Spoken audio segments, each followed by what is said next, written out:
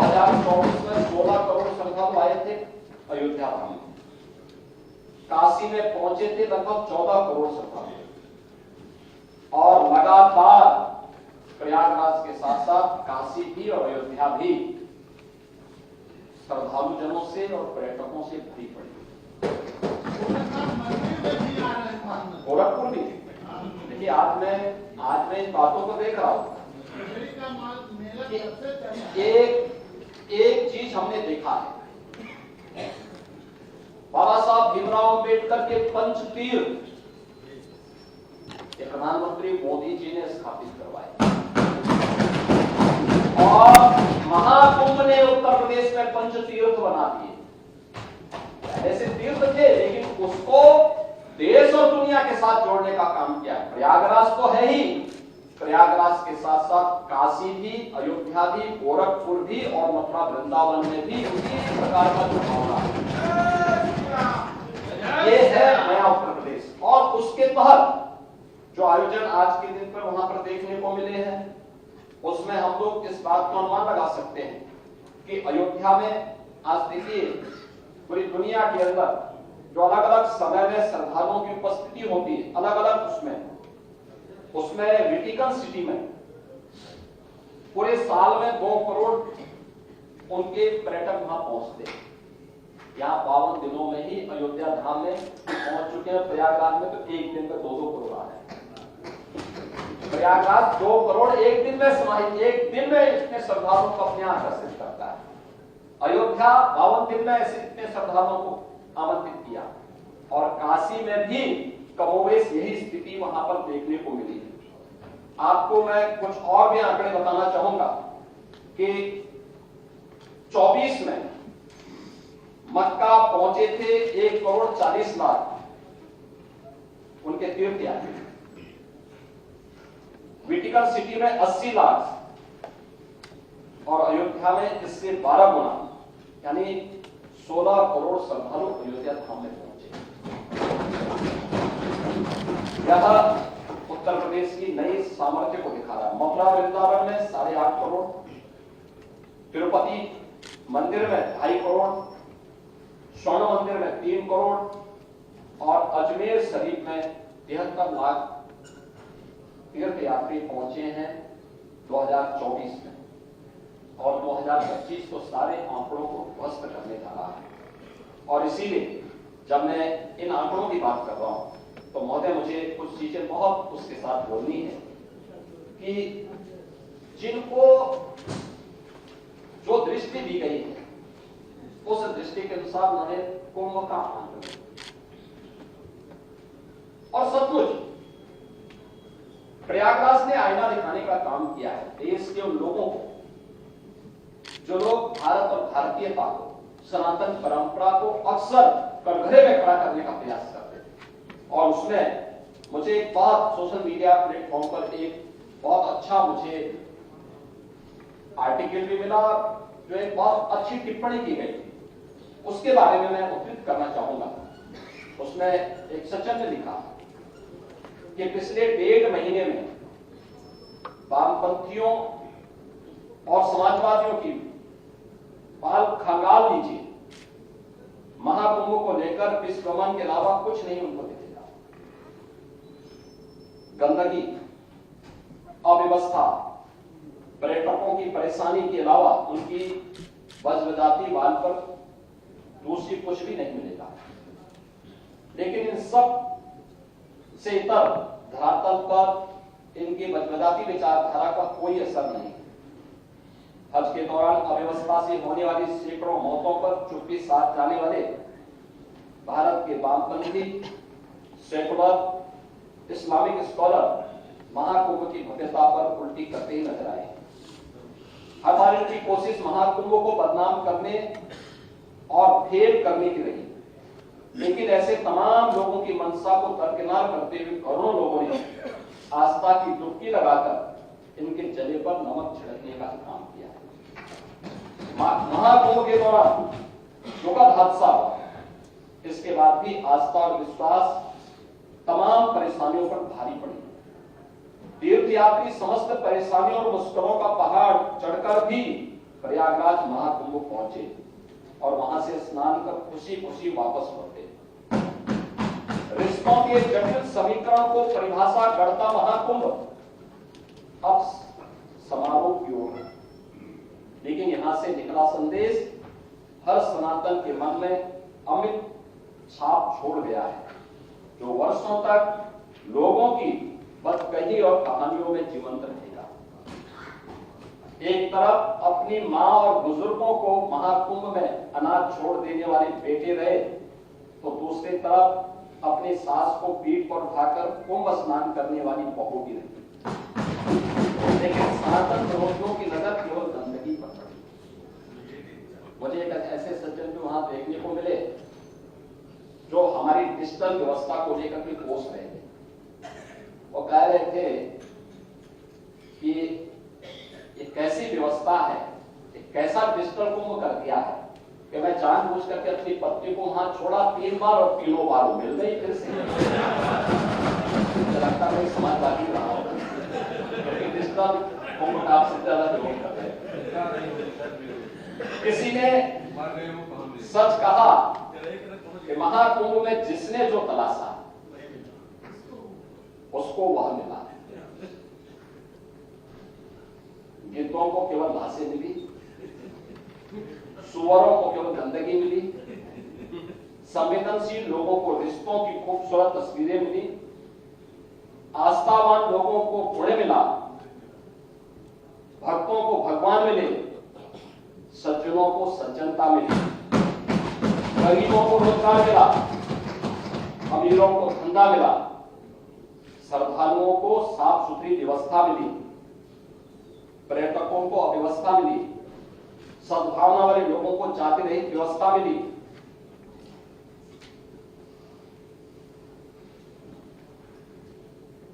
मृत्यु का इंतजार करने वालों को मृत्यु भी मिली और भारत की मृत्युंजय की कामना करने वालों के लिए मृत्युंजय महाकुंभ के भी दर्शन होने वहां पर हुए हैं। मतलब सबने अपने अपने स्वभाव और चरित्र के अनुसार चीजों को देखा। एक ही घाट पर सभी जाति और वर्ग के तीर्थ यात्री स्नानार्थी बिना किसी भेदभाव के नहाते रहे। सनातन की सुंदरता वामपंथियों समाजवादियों को नजर नहीं आई, लेकिन पर्यटकों को पहुंचने में परेशानी हो गई, यह जरूर नजर आ गया। ये मृत्यु का तो कोई इंतजार नहीं करता मानी। एक आपके ही एक मित्र ने इस पर टिप्पणी की थी और उसका जवाब माननीय राज्यपाल पश्चिमी बंगाल ने दे दिया कि महाकुंभ मेला मृत्युंजय मेला है, एक मृत्युंजय का उत्सव है। ये वहां के राज्यपाल जी ने स्वयं ही उसका जवाब देते हुए इस बारे में अपनी टिप्पणी में उन्होंने स्पष्ट कर दिया था। महोदय, जो लोग गंगा जल के अस्तित्व पर प्रश्न खड़ा कर रहे थे, उसका जवाब भी वहां के एक वैज्ञानिक ने दिया। स्नान योग्य ही नहीं, अल्कलाइन वाटर जितना शुद्ध है गंगा का जल। ये है डॉक्टर, इन्होंने प्रयागराज में अपनी स्वयं की लैब से इस बात को साबित किया। Uttar Pradesh pollution control board ने भी और अब केंद्रीय पॉल्यूशन कंट्रोल बोर्ड ने भी इस बात को साबित किया कि गंगा जल में वह ताकत है कि अपनी शुद्धि को बनाए रखने की सामर्थ्य उसमें है। और यही कारण है कि इतने बड़े पैमाने पर आने वाले श्रद्धालुओं के बावजूद ये सभी कुछ वहां पर देखने को मिला है और ये सभी चीजें हम वहां पर आज भी अनुभव कर सकते हैं। महोदय, गंदगी की रिपोर्ट माननीय मुख्यमंत्री दी और उसका बोर्ड ने ही दिया था, कोई पार्टी ने नहीं दिया। आज पॉल्यूशन कंट्रोल बोर्ड ने, पॉल्यूशन कंट्रोल बोर्ड की वो रिपोर्ट कैसे कहां से गई और किसने दी है, ये latest pollution central pollution control board की रिपोर्ट है, जिसमें उन्होंने कहा है कि 17 जनवरी के वो संगम पर कोलिफॉर्म की मात्रा पर 100 ml 2500 से कम होनी चाहिए। इस पे उन्होंने लिखा है कि 780, संगम के बाद वाराणसी की ओर जाने वाले घाट पर 280 और यमुना के पुराने ब्रिज के पास यह 760 के आसपास इन्होंने इसका आंकड़े जारी किए हैं। फीकल कोलिफॉर्म की मात्रा, ये फीकल कोलिफॉर्म की मात्रा 2500 100 ml के अंदर ये देखी जाती है।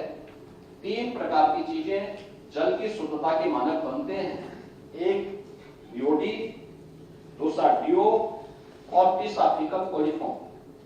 ये तीनों में संगम स्थल जहां पे श्रद्धालु स्नान कर रहा है, करोड़ों श्रद्धालु संगम में स्नान कर रहा है, ये तीनों उस दायरे में है जो पॉल्यूशन कंट्रोल बोर्ड के मानक हैं और उन मानकों को पूरा करता है।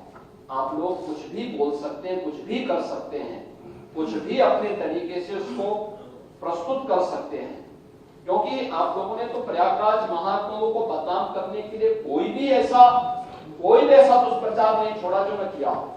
किस तरीके वक्तव्य दे रहे थे आपने देखा होगा प्रयागराज के बारे में। आप लोग एक दुष्प्रचार कर रहे थे, कितने लोग मर गए। आपका सोशल मीडिया हैंडल गोरखपुर और बस्ती मंडल का दे रहा था कि गोरखपुर बस्ती मंडल के 35 लोग मर गए। वे 35 के 35 लोग अपने घर पहुंच गए। प्रयागराज के छोटी गुरु वो बेचारे ये लोग दुष्प्रचार करते रहे तो मर गए और पता लगा कि जिस दिन ब्रह्म भोज रखा था उसी दिन छोटे गुरु अपने घर पहुंचे तो लोगों ने कहा कहां थे। उन्होंने कहा कहां था, मैं तो कुंभ में घूम रहा था, 12 दिन तक घूमते रहे। कहा कुंभ में? उसने कहा भाई क्या कुंभ तो हम लोग आयोजक हैं, हम लोग इस आयोजन के हिस्सेदार हैं, जगह जगह भंडारे लगे हुए हैं, रोज भंडारा खाता था, किसी आश्रम में जाके सो जाता था और फिर सुबह स्नान करके फिर दिन भर घूमता था। मॉडर्न वाले भी सर आ गए क्या जिंदा? अरे बैठिए वो मॉडर्न बैठिए, वो अभी आप बैठिए। हमने स्पष्ट कहा है प्रयागराज का मेडिकल कॉलेज वो पूरे प्रयागराज जनपद का है। प्रयागराज में कुंभ क्षेत्र एक अस्थायी जनपद बनाया गया है और प्रयागराज जनपद अलग है। पूरी कमिश्नरी का प्रमुख मेडिकल कॉलेज है। कोई भी एक्सीडेंट होगा, कोई भी बीमार होगा, कोई भी व्यक्ति किसी अन्य नेचुरल डेथ के कारण जाएगा तो वो सारी डेड बॉडी आपके मेडिकल कॉलेज में पहुंचेगी। और इसीलिए हमने कहा ना, जिसकी जैसी दृष्टि थी उसको वैसी सृष्टि नजर आएगी। और ठीक कहा, सोशल मीडिया हैंडल पे जो सज्जन इस पे टिप्पणी कर रहे थे कि गीतों को केवल भाषी नजर आ रही थी, उनको स्वच्छता नजर नहीं आ रही थी, उपचार हो रहे हैं ये नजर नहीं आ रहा था। वे केवल इस पे नजर लगाए थे कैसे बदनाम कर सके। कोई पार्लियामेंट में कह रहा है हजारों लोगों की मौत हो गई। डिजिटल कुंभ का परिणाम है 28,000 लोगों को उनके परिवारजनों से दिलाने का काम किया। और आप लोग परेशान इस बात को लेकर के थे कि घर की पत्नी को वहां गुम करने के लिए लोग गए, लेकिन पता लगा कि वो फिर से डिजिटल कुंभ में ढूंढ करके उनके परिवार वालों से दिला दिया। एक बार नहीं 3 बार दिला दिया। तो इनकी परेशानी तो इस बात को लेकर के। तो ये महोदय, ये सभी चीजें वहां पर हम लोगों को इस रूप में देखने को मिली। लेकिन समाजवादी पार्टी का जो आचरण इस देश से था वह, या कांग्रेस का जो आचरण था वह किसी भी दिशा में भारत को बदनाम करने, और मैं तो बार बार कहता हूं कि आपकी लड़ाई बीजेपी से हो सकती है, लेकिन आप बीजेपी से लड़ते लड़ते कभी भारत से ही लड़ने लगते हैं। मत लड़िए भारत से, ये देश आपका भी है, जितना अधिकार हमारा है उतना ही आपका भी है। भारत के महापुरुषों के प्रति इस प्रकार की अनर्गल टिप्पणी मत करिए। आज आपका स्वार्थ आया तो आप संविधान की प्रति लेके घूम रहे हैं, लेकिन जब कन्नौज मेडिकल कॉलेज का नामकरण बदलने की बात आई, आपने बाबा साहब भीमराव अम्बेडकर के नाम पर बने हुए मेडिकल कॉलेज का नामकरण हटा करके उसको केवल राजकीय मेडिकल कॉलेज कन्नौज कर दिया। लखनऊ के भाषा विश्वविद्यालय का नाम मान्यवर कांसीराम जी के नाम पे था, एक परंपरा थी, किसी सरकार ने रखा, उसको चेंज मत करो। और फिर ये सभी सामाजिक न्याय के पुरोधा है, अपने समाज के लिए उनका कुछ कंट्रीब्यूशन होगा, क्यों आप उनकी आस्था को आहत करते हैं? लेकिन नहीं, इन्होंने उस भाषा विश्वविद्यालय में उसका भी नाम हटा दिया। ऐसे ही सहारनपुर मेडिकल कॉलेज का नामकरण से भी ये लोग सामाजिक न्याय की बात करते हैं।